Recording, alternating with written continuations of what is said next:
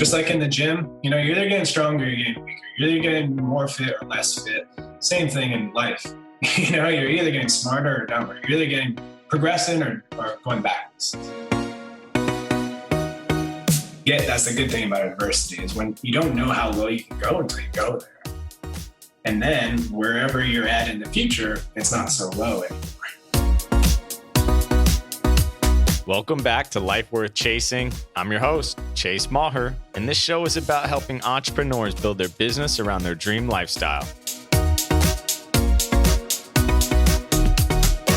So, I'm sitting in the parking lot of the real estate brokerage I was working at.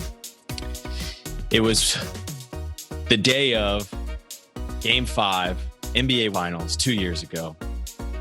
And I thought to myself, before I walk into this business and I start working today, I would really love to go see LeBron James, Stephen Curry, and Kevin Durant at Oracle in San Francisco. And I thought to myself, who is the one person that I know that can afford a $3,000 weekend on a whim, has structured his business in a way where he can do what he wants when he wants and would be down for the cause?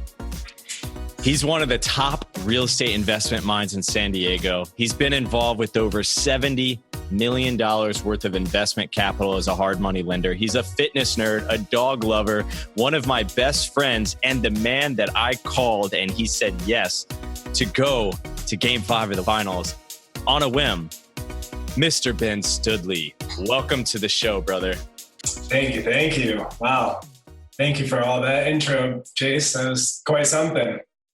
That was a really fun time. And what I want the listeners to think about is I don't want them to be jealous of you and I able to do something like that. I want them to ask themselves, how can they structure their business so that they can make decisions to truly live their dream lifestyle? And I think for you and I at the time, that wasn't something that we planned the day before. I called you and you said, yep, I'm down. Let's get the tickets and go. And that to me is what being an entrepreneur is all about.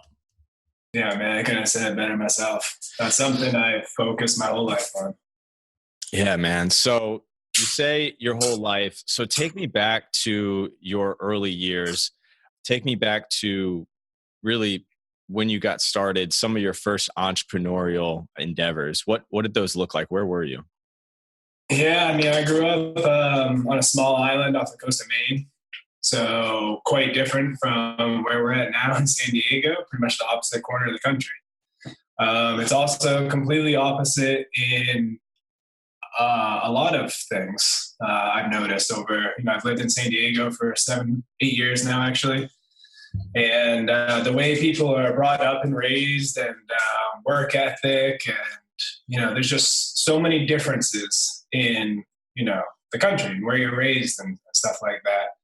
But I started working for myself right away, like just doing manual labor, I think that's something that you and I hit off on like right away. We've both been working from a young age, like 13, 14. I mean, I had my worker's permit so that I could drive legally by myself at 15 so I could just go to work and make money at 15, and I could drive a car. That was also fun. Yeah. But yeah, that was Maine, work hard, play hard. That's it. That's life. You're always enjoying outdoors. So I had that sort of upbringing. I didn't have any entrepreneurial family. It wasn't genetic.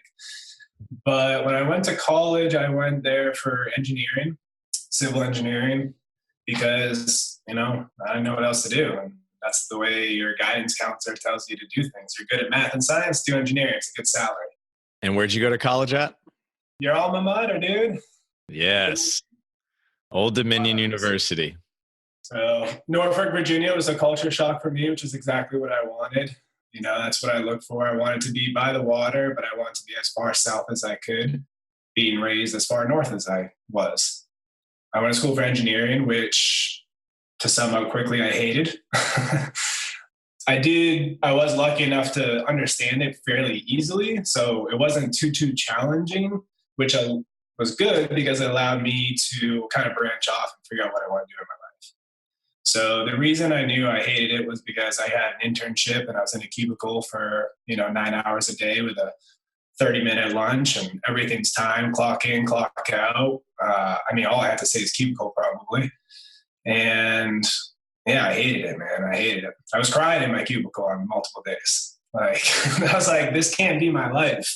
I saw the managers and the guys that have been there for 20, 30 years. I knew what their salaries were and I knew what their lifestyle was. And I knew that wasn't a lifestyle. I just kept thinking, like, if you sleep for 7 or 8 hours or 6 or 7 hours and you work for 9 or 10 hours and you got, all these other things, you got 1 or 2 hours to your day. Yeah. And I don't know how you raise a family like that, to be honest. I always had my eye on my family in the future. Yeah. And how old were you at this time?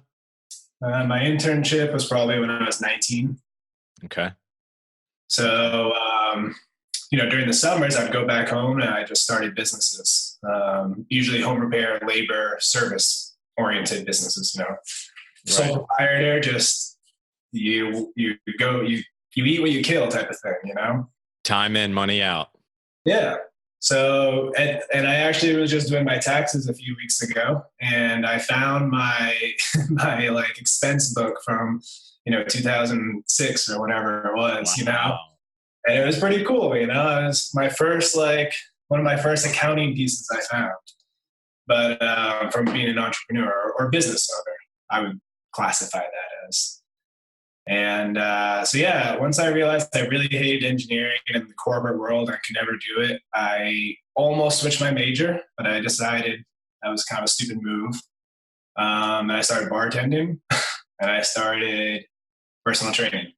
Mm. So I found 2 jobs that allowed me to be, what I focused on was time and money. So time put in and money out. Time was flexible, money was pretty decent, especially the bartending. Really flexible hours. There's no set, boss, no nothing really, right? And you just work on tips. Once again, you eat what you kill type of thing. I like that. I didn't have to rely on anyone else, right?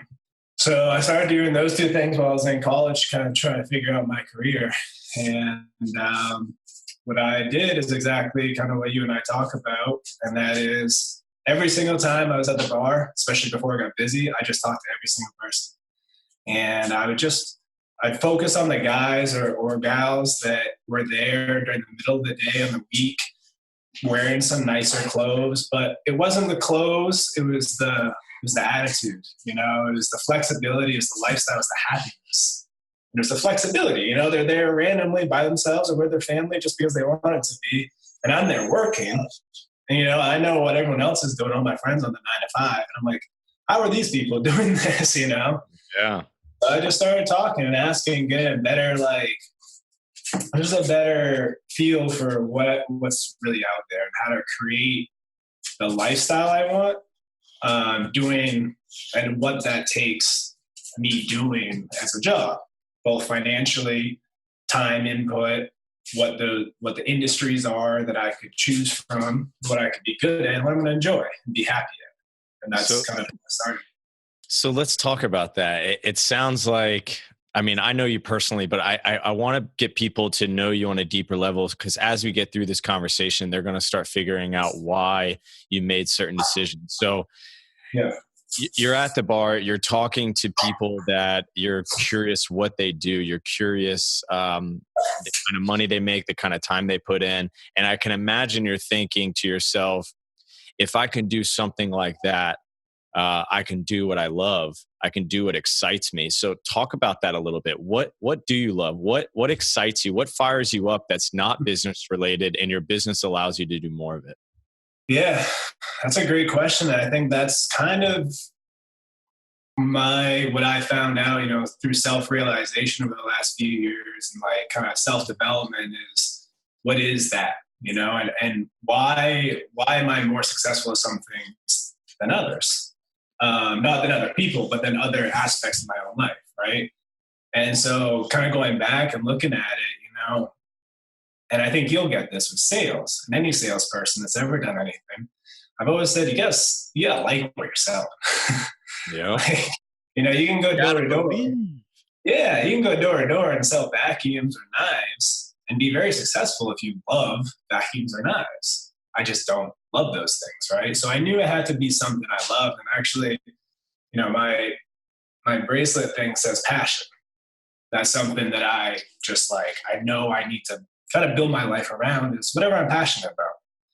If you do what you're passionate about, you're not really ever going to work again in your life. You're always going to be happy doing what you love. Yep. So that's what I focus on.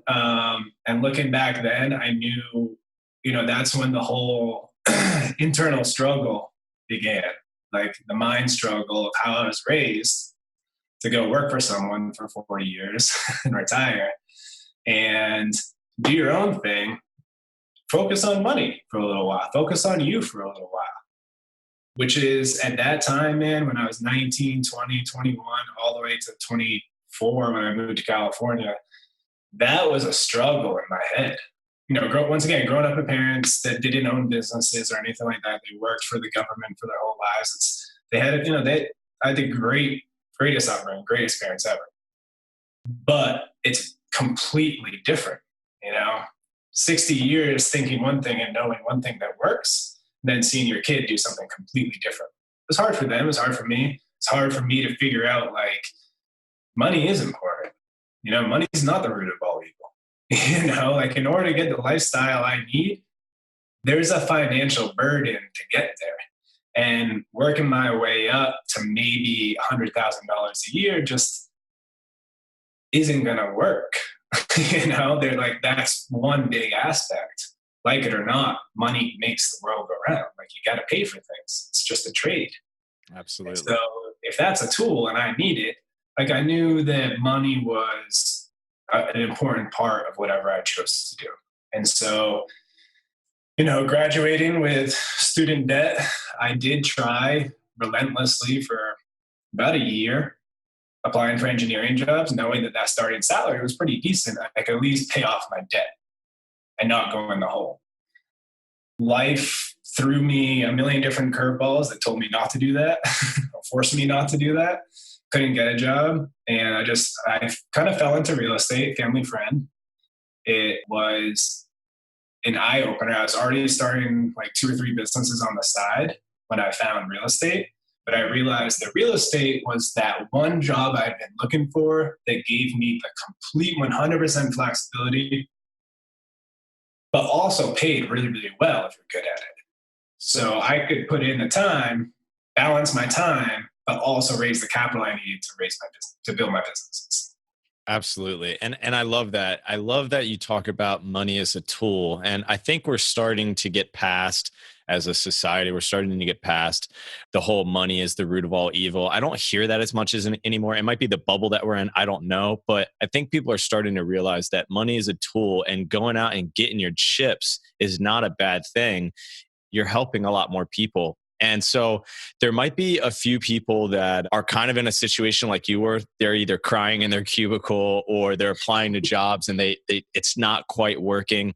Take me through what I call the decision. Take me through the story of when you made the decision that for the rest of your life, you were going to secure the bag and get your own chips your own way. What did that look like? When was that? Where were you? How did that go down? I've answered this question before, and I can't say that it's always been the same. I think there's been multiple occurrences in my life that have forced me to up-level significantly. And, you hear all the time, and you see it all the time, especially in sports, because it's so glamorized and in the media. But adversity creates winners. Yes. Right? And so the turning points in my life, if you will, have always been the shittiest parts of my life. I don't know how else to phrase that. Like, when I'm crying, when I'm waking up with tears and going to bed with tears, working my butt off, and I see my dog not happy, or, like shopping at the dollar store, going through those times in my life, especially when I moved out to California, that part of my life was where, I felt that year I put in working for the man, doing the corporate engineering I tried, I went through graduate school, instructional engineering, I had great grades, and I still couldn't get a job. And that on top of like the hardest struggle, hardship I ever went through in my life at that time. And I was 24, so still fairly young, but old enough to be significant. I lost everything. That was probably the one time I point to the most, because that's what forced me to find like self-improvement stuff. Tony Robbins, because he was the most popular, pretty much the only name I knew at the time. So I was like, Tony Robbins, typed it in, Googled it, bought a book, bought 4 books, started reading. 100 books later, where I'm at now, I think that was probably the single most turning point in my life. And I want people to, I think everybody hears low point, broke, turning point, books. I want, if you're okay with this, I want people to truly understand where you were at. Can you quickly tell what you were living in, where it was, how long you lived like that? Because to me, that is one of the coolest turnaround stories that I've heard. And it just took a lot of determination and grit, and nobody mentoring you or helping you through that. And you pushed through it on your own. Sorry if I get choked up. I mean, it was a tough time. This was when I first moved out here, and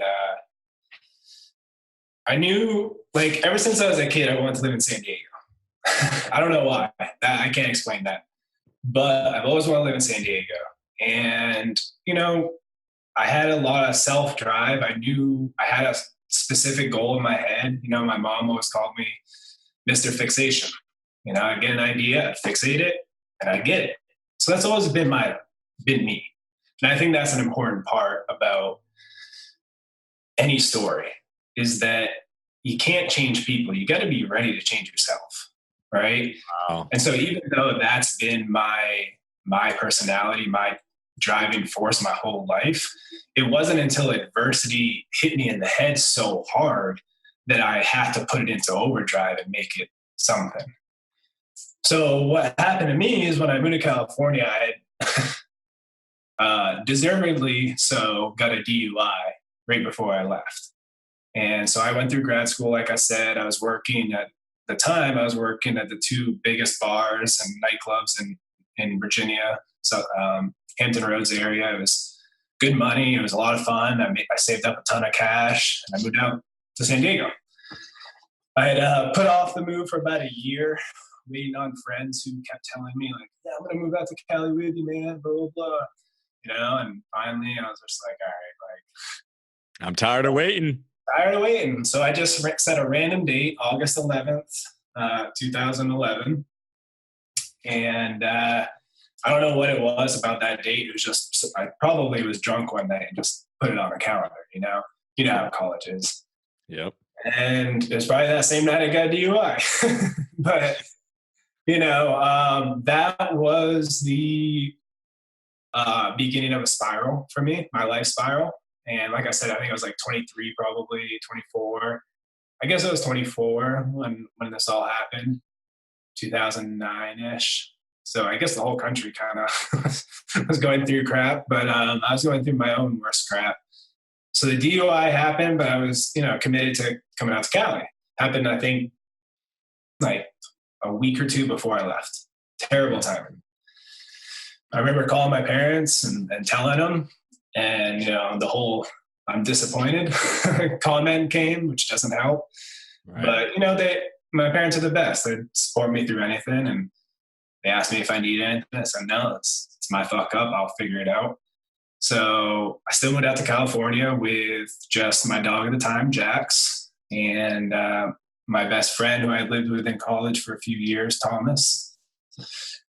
The 3 of us packed my truck up to like the brim of the bed of the truck. Whatever didn't fit above that was gone, didn't come with me. I put my mattress on top of that to kind of act as the cap. I didn't have a cap. Just had some jacked up stupid F-150. Strapped it all down and called it good. Just drove straight, took the 40, which is like the worst route ever. Don't ever do it.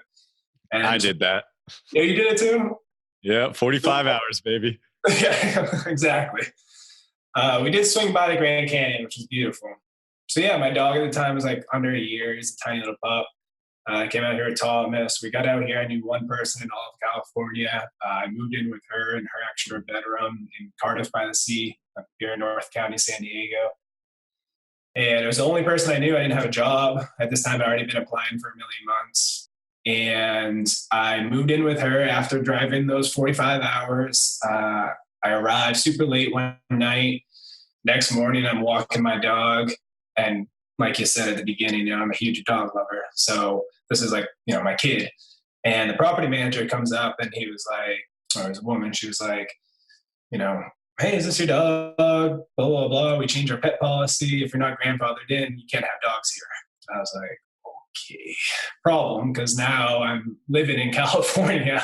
Everything, all my stuff is in this parking lot. And I wasn't allowed to stay here. So the one thing I actually had set up in California fell through the very first morning I was there. Couple hours.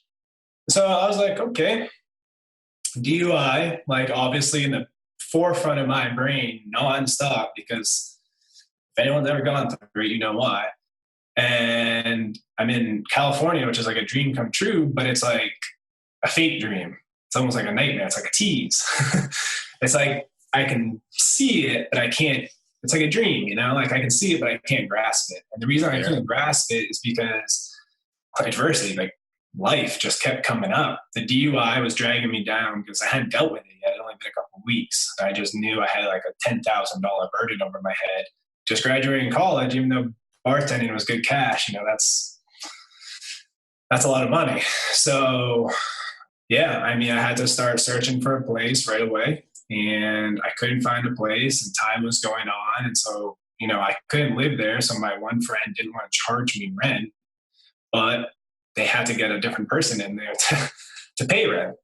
So, they were also young and in the industry, so they're partying a lot. And although I was partaking and partying at that time of my life, I knew I couldn't, and so I had to figure my life out. And so I just ended up leaving that place. They offered me the couch, that was not on them whatsoever. That was a personal choice.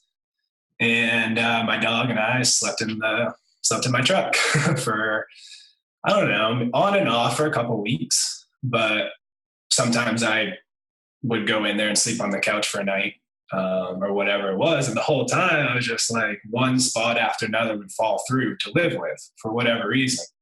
San Diego, super dog friendly and super not dog friendly when you're renting. So it was really hard. And then I got smart and I posted a Craigslist ad with a picture of myself and my dog and said, we come together. He's an indoor dog. Like, I don't come from San Diego. We don't have outdoor dogs. It's too cold where I come from, Yeah. Like, it's part of the package. Finally found a spot. The bad luck continued to trickle in for the following 6 to 9 months, I'd say. Just dealing with the DUI, dealing with this tiny, tiny room in a huge house filled with 8 different people from all over the world, like a real world house that I couldn't afford. But it was the only place I could get into that wasn't my truck. So, that sounds like San Diego, doesn't it? Man, it's a brutal move. San Diego puts you through a serious little, you got to prove yourself to get in here. At least it did for me and some of my friends too. Yeah, man. But, so yeah, that just kind of, that story goes on forever really, but I was living in my truck and I, lost all my savings. Pretty much I paid my attorneys for the DUI, all the just straight wads of cash I made from bartending. I went to my attorneys, then I was at ground zero and living in my truck. And then I sold my truck, made a little bit more cash. And that went by really, really quick in these stupid rents that we pay out here in San Diego. Yep. I wasn't ready for that. You save up in Virginia money, but it doesn't translate to California money. Yeah, that's funny. I haven't heard it. I haven't heard that it put like that. It's almost like going to a different country and your dollar's not worth as much.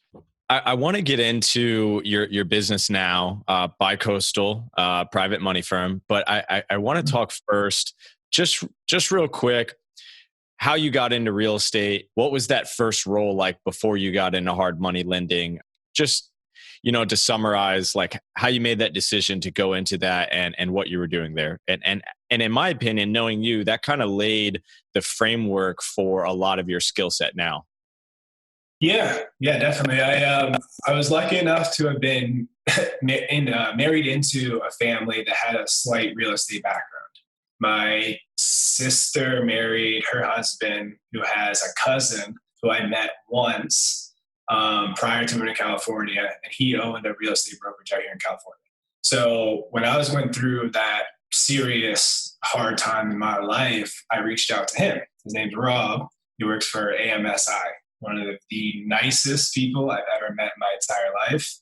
And I owe a lot to him. He offered me the job, which at the time, that is enough to, give him my life back for. So his brokerage did in San Diego. Well, it's huge in San Francisco, but their San Diego division is pretty small. It's in Mission Beach, which happened to be a bike ride down the boardwalk from that house I couldn't afford, or that tiny room in a house I couldn't afford. So I was able to sell my truck and just ride the boardwalk down to a beach house, which had been 3-story beach house, which had been converted into an office. So that was my first real estate job. And I was like, okay, I can get down with this. Life sucks, but can't be mad riding down the boardwalk in PV at Mission Beach, looking around at 24 years old. You're pretty happy. So it didn't take much to make me happy, And that job, like I said, was kind of like the eye opener of, okay, I can actually make a lot of money on my own time. Once again, giving me the time and capital necessary to go explore my crazy minds, creative ideas, and whatever I want to get into for stupid startups to fail. So I got into this brokerage for, just for money. They did corporate rentals, which is like vacation rentals, but for traveling executives and stuff. We worked with a lot of government employees, do like 3 to 4 month leases on average. We worked on a margin. So we worked with owners, and we worked with the guys who needed to rent a place for a couple months, and we just marked up the rent, 2 separate agreements. It's like, well, it's not very hard of a business model, So then my brain got clicking, and I ended up, getting my license there, doing a couple sales, or being involved in a couple sales, helping the other agent in the office. I was like, well, I like those checks, but I certainly didn't love the process. I enjoyed the vacation and corporate rentals, but it was a lot of tedious work that you didn't get paid for in the end. So I kind of saw a cap with how much time you actually ended up having to put in based on the money you got. And so I started to look elsewhere and try to explore my options, I guess. And at the time, I was going to the gym at 5 a.m. every day. And once again, on the self-improvement stuff. There we go. So 5 a.m. every day I was at the gym. As you may imagine, especially in a town like PV, Pacific Beach, there's not many people at the gym at 5 a.m. So there's literally typically about 3 other people, like an old person, this guy named Joel, and his trainer named Taboo, who everyone knows.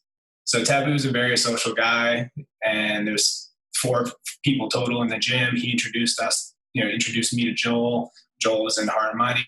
He was just trying to get referrals. Like, oh, you're in real estate too. I do hard money. How can we work together type combo. And real quick, Ben, for anybody that might not know, can you describe what hard money is in 1 or 2 sentences? Hard money describes the mostly unregulated private sector of financing. So hard money for real estate, because you can have hard money for anything, but hard money for real estate, as I'm talking about, is basically for investors. So think fix and flip, think commercial real estate, anything that's non-owner occupied is what I'm investing on. I'm doing loans on. Gotcha. So okay, that's hard money. And at the time, I didn't know what it was either. Right. So I remember meeting Joel at Better Buzz and thinking like, he's explaining what points are, how I can just add a point to a loan and refer it, and I don't have to do anything, and then I get paid like a big check. And I was like, sounds great. I don't get any of this, but I can add a point to whatever, and whatever a point is. Sounds like Joel. Yeah, exactly. So anyways, it was kind of ironic. The girl I was dating at the time, her dad was in hard money, and he'd done very well. So I was able to find a resource to talk to. You know how important having that experienced person is to kind of bounce ideas off of. You don't have to read the deal every time, right? And so I talked to him about it, and I learned a lot more about hard money. It was Christmas break. I took a week off. I came back to San Diego. Right before I left, Joel had offered me a job doing hard money after a few meetings and seeing how I was doing marketing and stuff for my previous company. He thought I could be useful for them, offered me a job, thought about it, came back, got into hard money. Didn't know what I was doing. I just felt I thought it was a pretty niche market dominated by a bunch of old, rich white dudes that have just been doing this for 20 years and they're making millions, but they don't have to do anything. And it's very niche. The clients they have, the business they have is plenty, And so I got in on a pretty cool time where hard money started to really blossom to what it is now, to where it's actually pretty known. Hedge funds, stock market and whatnot, they're all getting behind hard money. It's becoming financial advisors' like favorite asset class to invest in. It's really blossomed into a big, big booming industry now. But when I was working my first job, I was just a loan originator, And that's where I kind of learned everything from the get-go. And that was about 6 years ago. Right. And, one of the things that you told me that I want to definitely bring up is a few years ago when you were helping me get into real estate. And maybe, I don't know if we'll have time to talk about that story on this episode, but maybe when we bring you back on in a little while, we can talk about that, is how you made the decision to go from a 6-figure paying job. And I remember you saying that you needed to take a step backwards so that you could take multiple steps forward with a higher ceiling. And I want our listeners to remember that and to key in on that just because you're making good money where you're at, if you're unhappy, there are other avenues. There are other businesses you can start or businesses you can join. And like in Ben's case, where your ceiling is a lot higher, but you're going to have to take a step back and start building that foundation over again. And so, talk about how you made that decision, what that was like. And I want to bring from that to sort of fast forward to when you made the decision to leave that company as well. A good analogy is the same one I always use about moving. Like I moved to California, moved to Virginia from Maine. Those are all very, very far places. And a lot of people, as you know, stuck in their hometowns, never want to move. I mean, what's really the worst case scenario? You move back, right? So I've never really been, once again, my personality, I've never been afraid of taking that jump, like being uncomfortable, growing on the other side of comfort zone, So that's been a big, attributor to being able to leave a job that I've been successful at. My first 6-figure mark was at my first job, for the corporate rental stuff. But I could barely get there, and I felt the cap. And so I knew that, I was hoping that the business would translate over, but it never really did. So when I jumped to hard money, I could see that you pretty much have to start over. Yeah. But what I always focused on, which was funny now that it was having to do with lending and investing, but I always focused on ROI, right?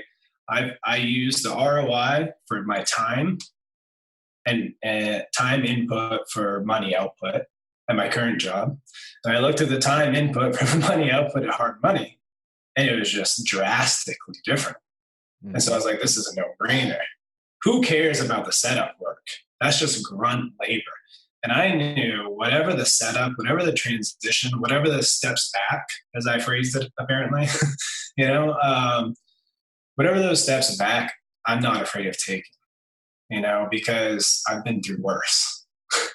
I've always been through worse, And so when that's the good thing about adversity, is when you don't know how low you can go until you go there. And then wherever you're at in the future, it's not so low anymore. So yeah, I mean, I made the jump to hard money, didn't translate at all from corporate rentals, as you probably any experienced real estate person may understand. So I had to start over, but it was a fairly quick process. By year 2, I was feeling good. And year 3, I was, living a way better lifestyle than I was previously. Right. So less than 2 years, I was able to surpass that level I was at.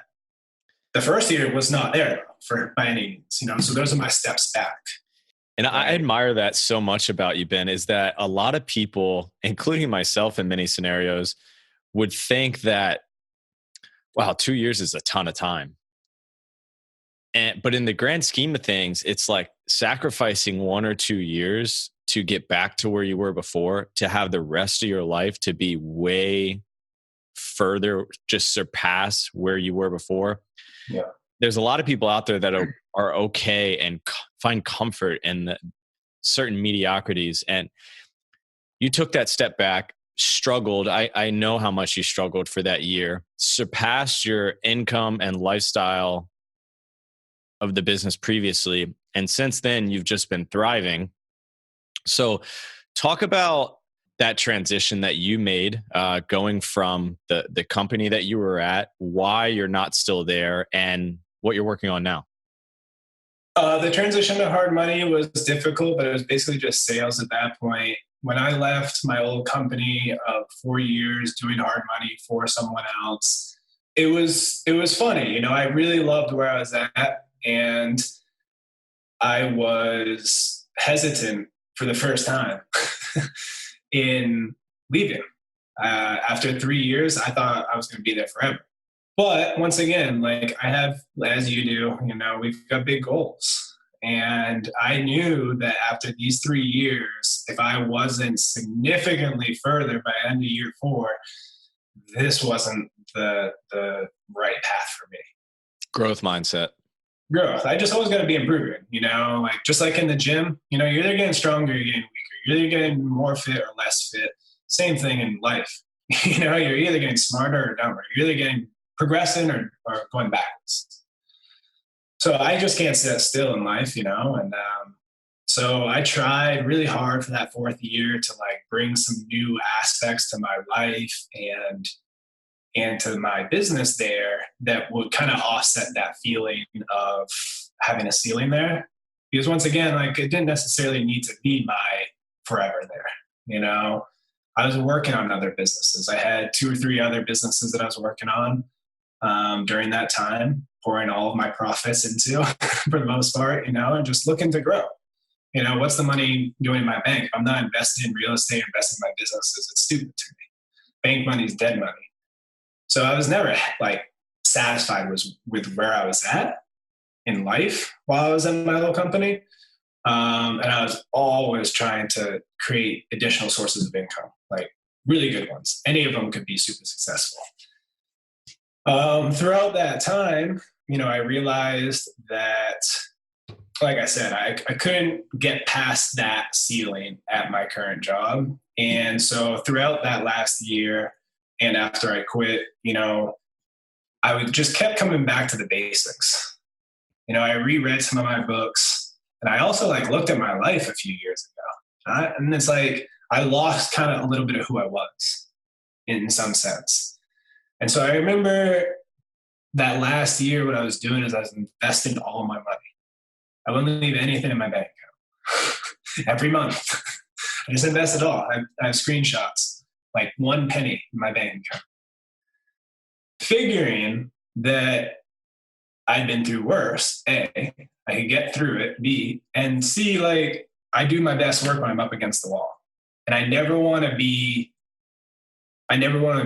compliant, or I never want to be complacent. I never want to be satisfied. And I felt that I saw a little bit of that in myself in that 4th year or 3rd year, and that's what changed. And I just kind of went crazy investing that year, and I couldn't kind of shake it. And after a while, I decided to leave that company because it was kind of in a way, with different viewpoints. and the people I worked with there, it was creating a little bit of unhappiness in my life. And like we talk about, man, lifestyle is everything, happiness is everything. So I knew I could get rid of it. I didn't know what I was going to do, though, to be honest. I was kind of burnt out on money. But a good friend of mine and previous intern of mine, Brianna, had been voicing a lot of entrepreneurial vibes in my direction with starting a company, starting our own money, blah, blah, blah. And I knew I could do it. Like, listen, it's not rocket science. It really isn't. It's a little niche market that's beginning to blow up, but it's not hard. You just need money. So if you can raise money, then you can do the rest, you know? So I always knew it was a really great idea, but I needed that extra help because, you know, it wasn't my baby at the same sense, you know, like I've been focusing on a lot of other jobs as well and bringing up a lot of jobs. So I needed that out, and leaving the company kind of left a bad taste in my mouth that I had to get around. And so I pretty much told Brianna I'm in, but I also hung up my hard money like hat for a few months, and I traveled the world. I went over the Philippines and Southeast Asia. I went to like 5 countries and came back. I went to, you know, Miami and some other places and domestically. I came back and I went to Barcelona and saw some places over there. And I mean, it was really eye-opening, you know. And I had one of my side businesses was pretty much, I could see the end in sight unless things change type of thing. So I really needed that. You know, I was going through a lot of change in my life. But one thing that just, you know, never scared me or never slowed me down was the confidence I had in hard money being a very viable business for the long run, being able to start it fairly easily, quickly. It wasn't too expensive. And I knew the profits would start turning quickly, you know? So long story short, Brianna convinced me. And, you know, about a year and a half ago is when I verbally told her I'm in. Took a bunch of time off, like I said.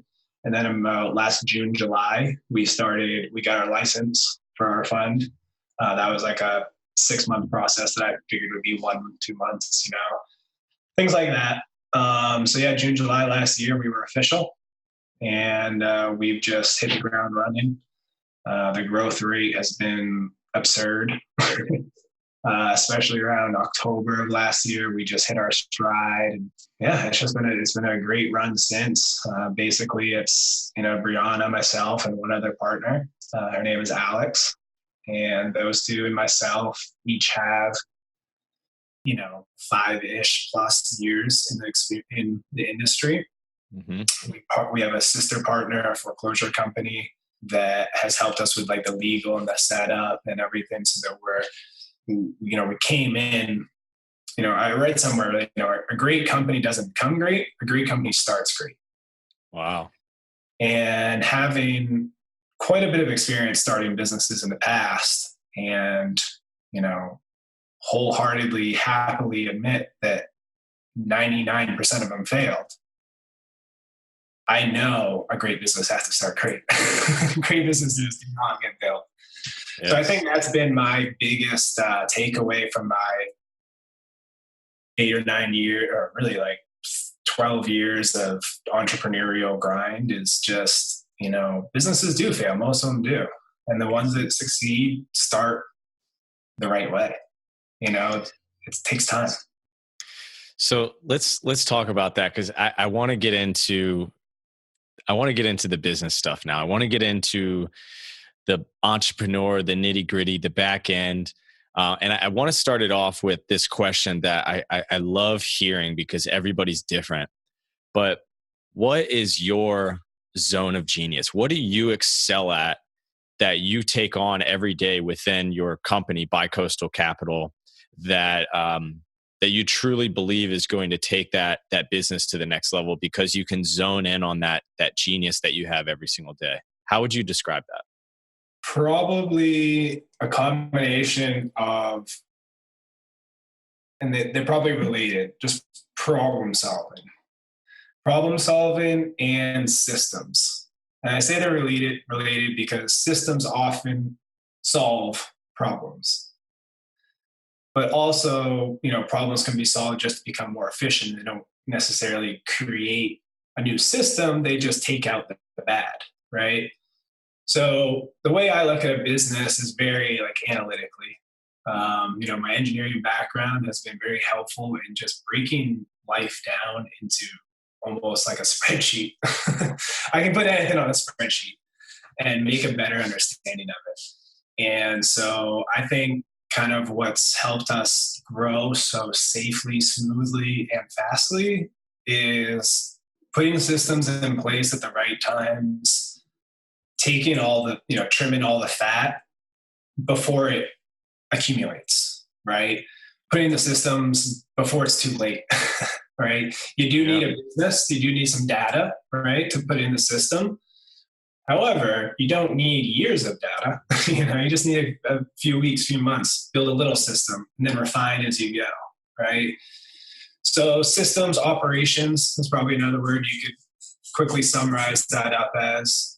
That's kind of my specialty, because I think if you're a true business owner, you're a true entrepreneur, your goal of owning a business should be to create a system, right? A group of systems that work together to eliminate your human interaction and allow you the financial freedom and time to go do whatever you want to do. That's the point of a business. You are like segueing this perfectly for me.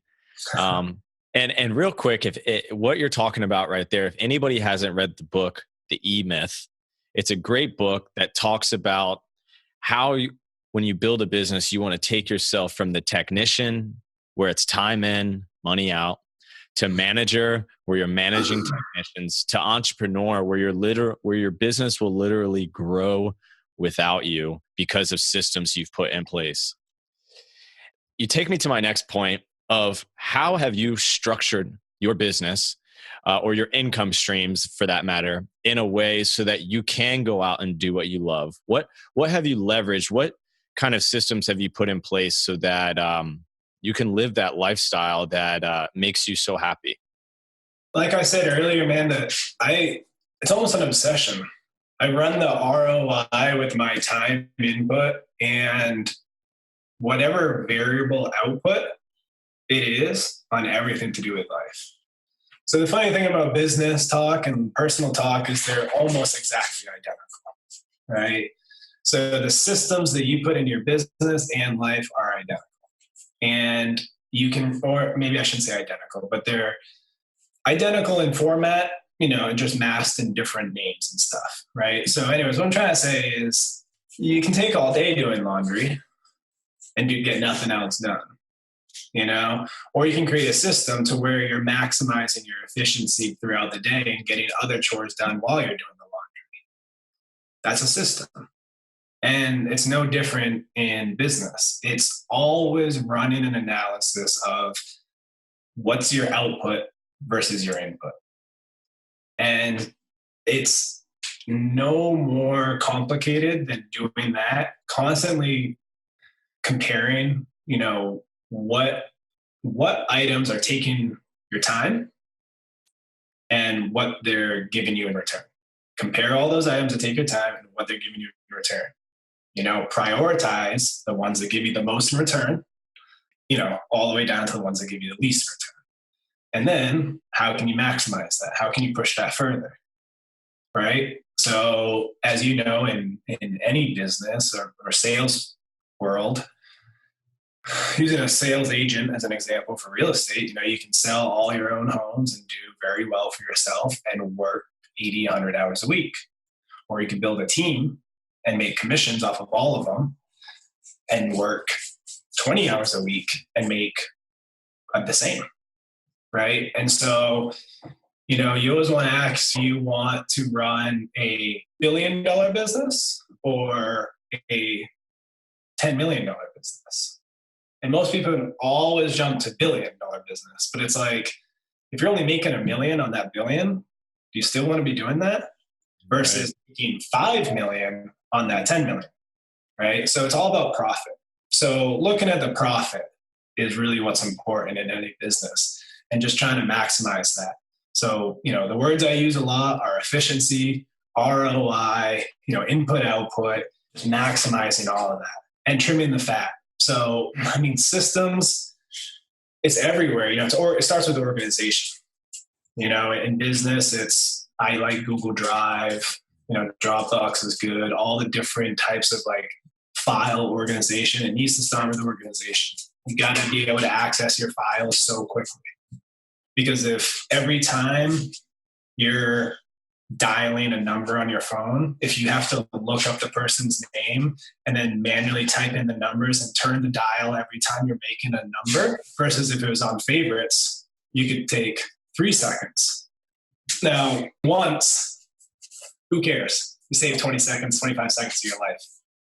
But when you do something like that repeatedly, 10 times, 20 times, 100 times a day, a week, whatever it is, those 25 seconds turn into hours and days. Those days turn into weeks of time. And time is money. Time is your most valuable asset. Yep. So that's what you're always trying to do. So, Ben, what's some actionable advice that somebody who's saying, okay, I know systems are important. I know that I need to trim the fat. I need to be more efficient, but I just don't know how. What's one sort of overarching theme that they could use to start today in their personal life, their business life, to trim some of that fat? You can't improve something that you don't have data to improve off of, right? People are too quick to just assume they know. So, workouts, no matter what it is, you got to write it down, right? So start tracking what you spend your time doing. That's step one. If you're really lost on how to do this, I think step one is to start recording what you're doing. And it can be anything.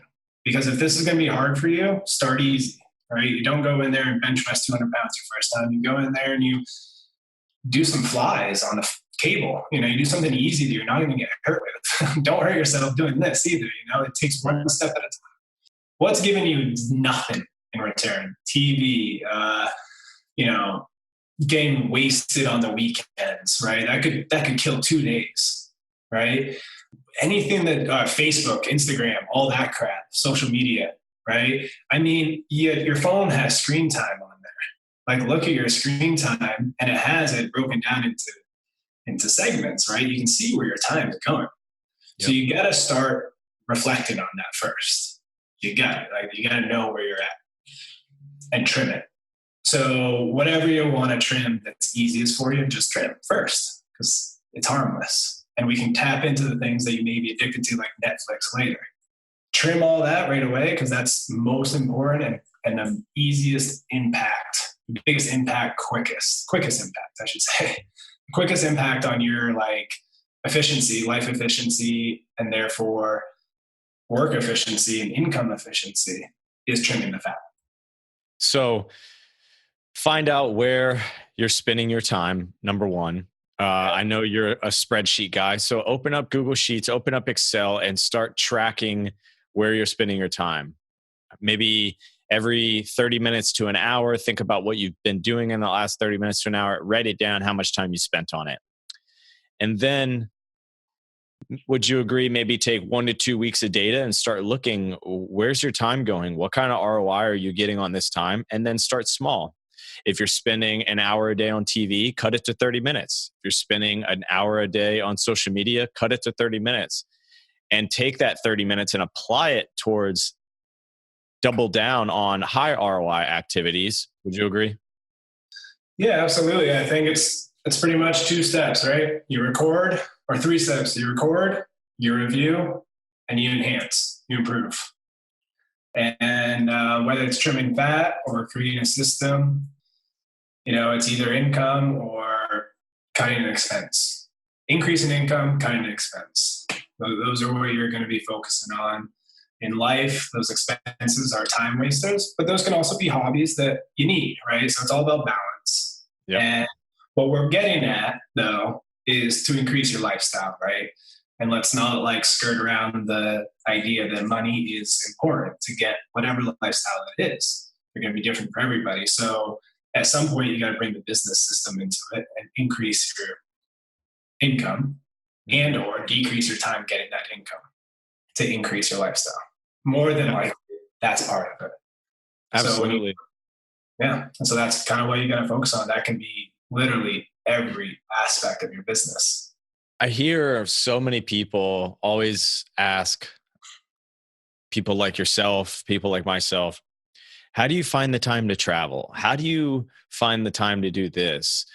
I'm so busy with this. I'm so busy with that. I couldn't imagine being able to take a month off and going to travel to, where'd you go? Philippines. And I think that what you're getting at here is you're not spending that wasted time on low ROI activities day in and day out. It's constant higher ROI. And then you're getting that time back, that valuable resource back, and you can apply it towards experiences that make you happy. And I think that's really cool. And that's one of the main reasons why I wanted to bring you on here, was because you live that day in and day out.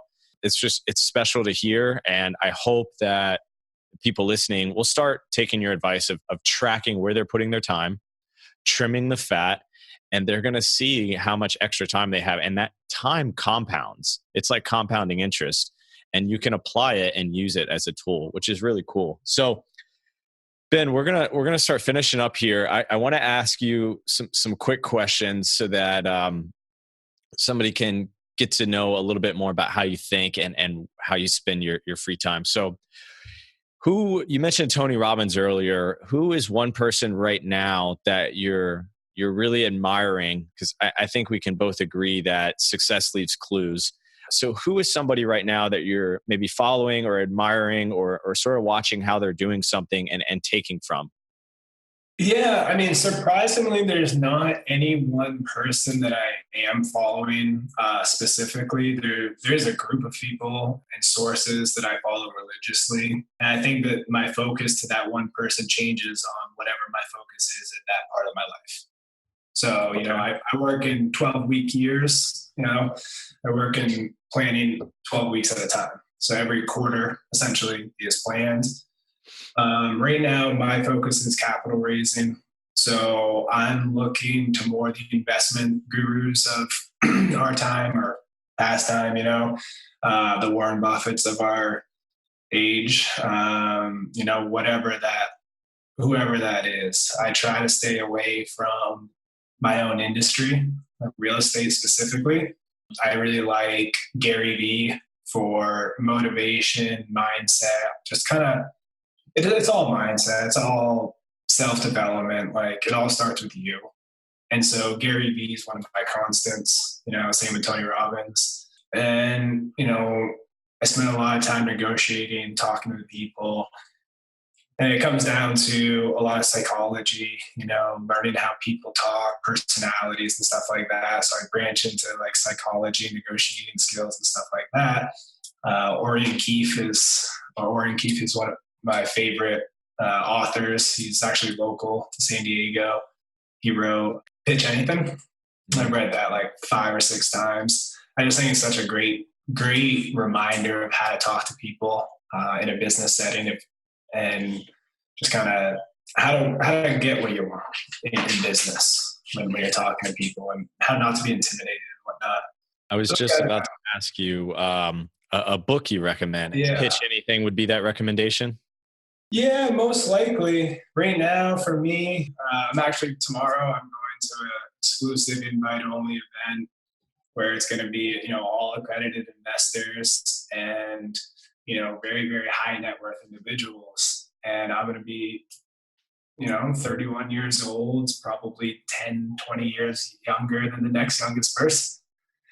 And it doesn't matter what you say or what you believe in this industry and in this world, I should say, you know, everything comes down to your appearance on your first opinion with someone new, meeting someone new. And appearance comes through both physical and, verbal and everything else. What you say is only like 7% of communication. So I know my presence and how I talk to the people I need to be talking to in my industry to be successful, I really got to level it up. And reading those books such as Pitch Anything really it just breaks it down, right? It doesn't matter who's on the other end of your conversation. It's all a science. You can break it down. You can talk with anyone if you're ready. By the way, I wish you the best of luck at your invite-only event tomorrow. I know that you're one of the best with rubbing shoulders with anybody at any income status. So I'm sure you're going to do great.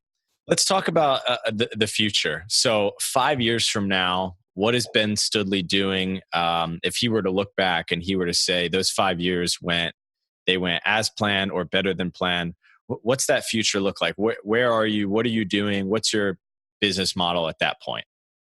Well, first off, I'm very happy to say that for the first time in my life, I'm starting to notice that the life I'm living today is the life that I designed 5 years ago. So, it takes time before you start to realize that. And that's one of the keys to being an entrepreneur is that you do design your life and what you want. And so I've started to really see that pay off in my life.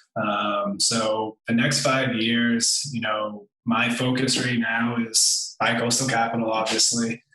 We have very big goals for this year, and they are going to be compounding pretty big over the next few years. We're situated pretty well in the marketplace to be hitting the downturn really nicely. So with investment real estate, there's endless opportunities to invest and for different ways to invest, I should say. We are situated to be doing well over 150 million a year in loans by then, as well as acquiring many assets under our belt. So, as a company, bi-coastal will be quite large and also quite self-sufficient within 5 years, I'd say, to where my personal Ben Stoodley time is spent doing obviously what I want, but it's going to be a lot less on bi-coastal and a lot more on investing, hopefully with you soon. Yeah.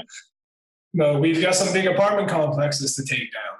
That's my 5-year goal. I have a couple, I've invested quite a bit in my past, but I only have one that I'm holding on to. I hope to be situated really nicely for the downturn, which probably will be about 2-ish years, whatever. But 5 years, we'll probably be coming out of that downturn, and I want to be strapped with 400 units plus, 400 doors, 100 units, couple big apartment complexes with you for sure. Cool. So, I'm looking forward to that. Man. Traveling everywhere. I know we've been, somebody that might be listening to this episode 5 years from now, they're going to pull up our social medias and see we're either walking large multifamily together or we're in the Philippines. So, so Ben, as we wrap up, last two things. First, what's the number one actionable advice that you would give to somebody listening to this that says, okay, I want to be more efficient. I want to build my business or build my lifestyle so that I can start fulfilling my dreams and that in 5 years I have what I want. What's that number one tip right now that they should turn off their phone, shut their car off, shut the YouTube off, whatever they're watching this on, and get started with right away? Identifying exactly what makes you burn inside. You got to be crystal clear on what makes you passionate, on what drives you.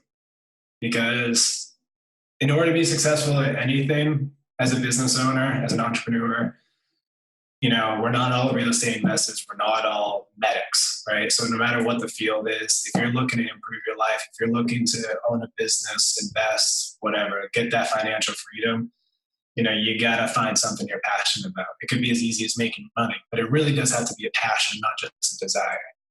And you got to be crystal clear on that, because those 18-hour days, only passion is going to bring you through those. I love it. So identify, recognize it, internalize it, and take action on it so that you can get through those tough times like you did, my friend.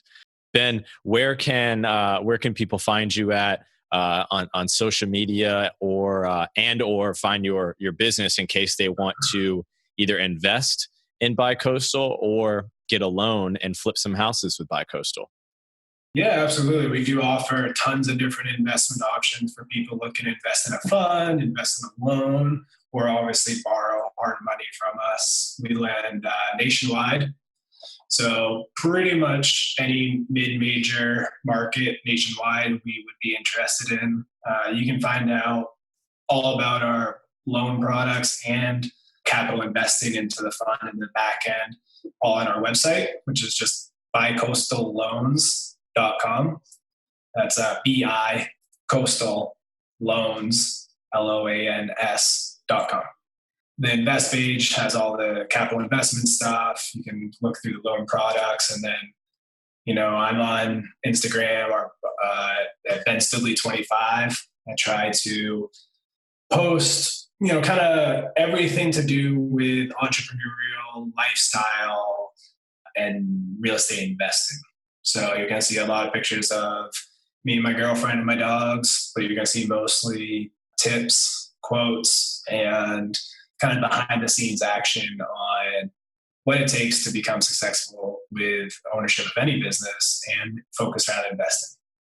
So one of the things I love about your Instagram account is because you don't spend a bunch of time on social and because you don't follow all the normal people out there that are posting self-help quotes and all the typical blah, blah, blah that you see on social media with these entrepreneurs, your page is much more organic, in my opinion. Your page is much more less fluff and just a real life person that has real life advice. If you're listening, it's Ben Stoodley. That's STOODLEY, Ben Stoodley 25 on Instagram. Go check him out. Give him a follow. Let him know you appreciate any advice that he gave you on this episode. And Ben, thanks for your time, man. I'm looking forward to catching up with you very soon, checking out your new place. And I appreciate you, man. Appreciate you, man. Have a good one. Thank you. Cheers. Thanks for listening to Life Worth Chasing with me, your host, Chase Maher. If you like the show, smash that subscribe button. Leave me a rate and review. You know what? Screenshot the show, share it on Instagram, tag me at I am Chase Maher, and I'll repost it. There's hundreds of thousands of podcasts out there, and you've made the decision to listen to mine, which is so cool. I'll see you on the next show.